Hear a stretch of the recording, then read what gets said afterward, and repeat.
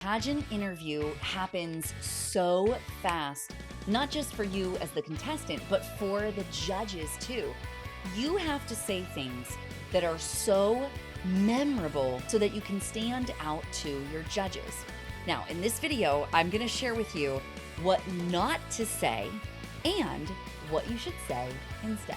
Hey there, welcome back to the Win a Pageant podcast. My name is Alycia Darby, and today I'm going to tell you what every girl says in her interview so that you will stop saying those things. And I'm going to tell you what you should be doing instead, because memorability is so important from the interview room in order to transition from that to your on-stage performance. They have to be connected. They have to be cohesive in order to actually score well, not just in the interview room, but also on stage. Now, this is the biggest mistake that girls make in the interview room. Girls and women, okay? We're all making this mistake in the interview room, and it's this.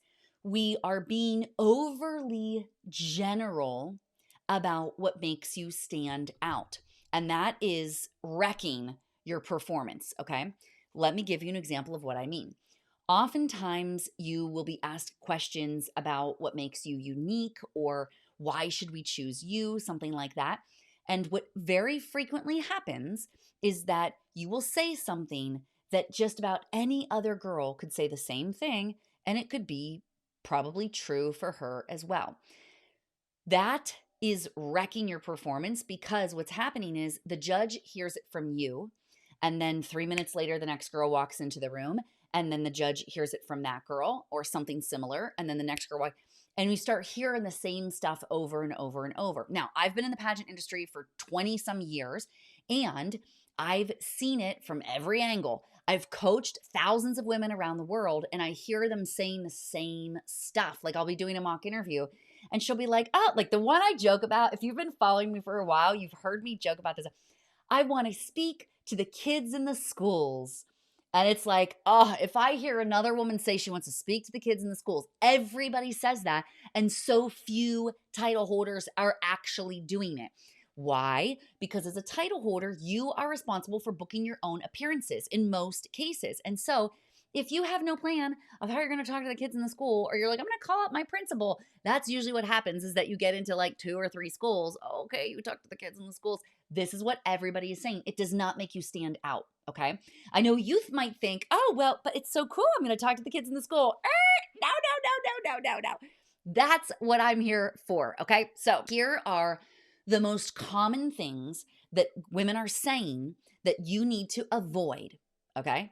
And then I'm going to tell you what to do instead, and I'm going to give you some examples, okay? So one of the things that people say all of the time, talk to the kids in the schools, okay?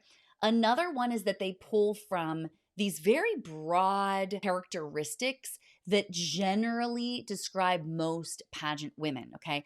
Oh, I'm very outgoing. I'm a people person. I'm friendly. I love children, and I'm really a hard worker. Those are some of the main things that most people say about themselves, okay? In some pageant paperwork, contestants are invited to describe yourself in 3 words. And if I had like a cross section of what are those 3 words that most people are using, there are some of these. I'm outgoing, I'm a people person, I'm very friendly, I really love children, and I'm a hard worker, okay? Or variations of that, okay? Now, without having any type of specific story that connects that specific thing, like how friendly you are, and then you tell me a story, the story will be the memorable part. But the thing itself, I'm going to forget as soon as you walk away, because the next girl's going to come in and she's going to say something similar. And I'm going to be like, yep, everybody's a hard worker here. Sounds good. You know, it's not going to make you stand out. Here's another thing. Specifically for my Mrs. contestants, oftentimes they think that it makes them stand out that they bring their children with them to their appearances. Oh, my children always come with me to my appearances. I love to make it a family affair. I want them to enjoy, community service. Okay. That's how almost every mom feels, okay? So unless it's not a child-friendly event, you're probably going to bring your family along, okay? This is not making you stand out. This is just what people do, okay? The next thing that I hear very frequently is that I want to involve the whole community. I want to get more people involved. I want to do lots of appearances, okay?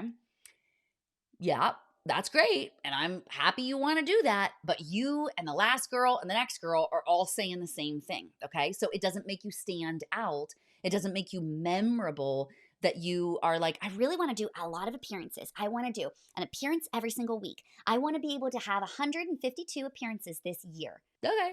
That's nice. That's what the last girl said, actually. Okay. This is why you're getting yourself in trouble. Okay. Here's the last thing that I will share with you now that I just hear way too often. And it's, I really want to build this system. I believe in this system and I really want to build the pageant. I just think I want to get more contestants to compete. And it's like, I like that. And that's sort of the definition of your title as a title holder. That's what you do, is you like are a spokesperson for, or this is not making you stand out. Okay. These general things that you're like, oh, but I really am a hard worker. And I believe you, you probably are a hard worker. Just know that doesn't make you any different than anybody else. Okay. So what will make you different? What will make you stand out? What is going to make you memorable beyond all of the other beautiful women who have awesome platforms and who are doing cool things in their community? Why are you going to stand out? What's going to make you memorable? Well, the reason that all of those other things, I'm a hard worker, I'm going to talk to the kids in the schools, I'm going to do the most amount of appearances ever, I'm so friendly, I love children, all that stuff, the reason none of it even matters, and everybody's saying that stuff, the difference is the women who say the thing, and that's the end of it, and the woman who says the thing and has an actual plan in place that she's already moving and taking action on, that's going to make it happen. Okay. I'm going to give you some examples in a moment. But essentially, what we're focused on here is what I describe as your marketing plan. Okay. This marketing plan that you are going to create has to require your individual skill set, your personal connections, and or your experience and the wisdom that you've gained through your experience. Okay. If it doesn't include those three things, especially we love when it includes when your marketing plan includes all three of those things, it's like the angels sing in heaven, okay? Hallelujah. Because it's like, this girl is so unique. Look at all the way that she's pulled who she is into her plan as a title holder. That is what makes you stand out. That is why you can be memorable. That is also why my clients are focused on a legacy project. Your legacy project, when done properly, comes from your personal brand and is the one thing such that by doing it, everything else becomes easy. And that is a part of your marketing plan. So your legacy project is the thing that you are going to be promoting, and the plan of how you're going to be promoting it circles back around your experiences, the wisdom you've gained from that, your skill set, your individual skill set, and your connections, okay? All those things above, okay? So let me give you some examples of what this may look like, okay? And then I'm going to give you an important reminder at the end, all right? So first of all, you might say something like this, and listen to how different this is from, I'm going to talk to the kids in the schools. I'm so friendly and outgoing, and I look forward to doing as many appearances as I can in order to build this system. Okay, that is what not to do. Okay, now let me give you what you could do instead. Okay, my 5K has raised over $70,000 for my charity, and we've got 16 more 5Ks planned throughout major cities all across the US, and we're projected to raise over $1 million by next year's pageant. Wouldn't that make you stand out? Like, wait, what? Whoa. Wow, you raised that much money? You must have a really cool skill set about that. Wow, you've got 16 more 5Ks planned in major cities across the US. Now I'm like, this is new stuff. Like, these are your 5K. I got something to ask you about this. I want to dig into this. This is going to lead your interview. Okay, let me give you another one. The weekend camp that I have hosted for children has helped 160 high school seniors to get into the college of their dreams. Now, through my podcast tour that I've already set up, we believe that we're going to reach about 1,000 new seniors within the next year. That's awesome, right? There's a plan attached to that. We talked about a podcast tour, and we've got this specific thing that we're promoting. This is why a legacy project works. Okay, let me give you a third example now. I am about 5 libraries into my 100 library tour. And every time that I visit a library, I have about 3 really deep conversations with parents, and I get them started into the foster care system and how they're able to parent foster children.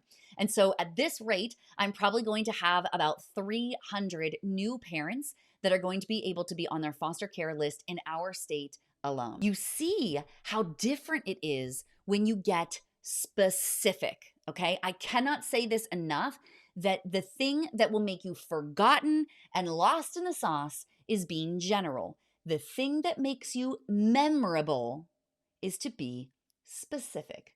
And that, my dear, is how you win a pageant. I'll see you next time.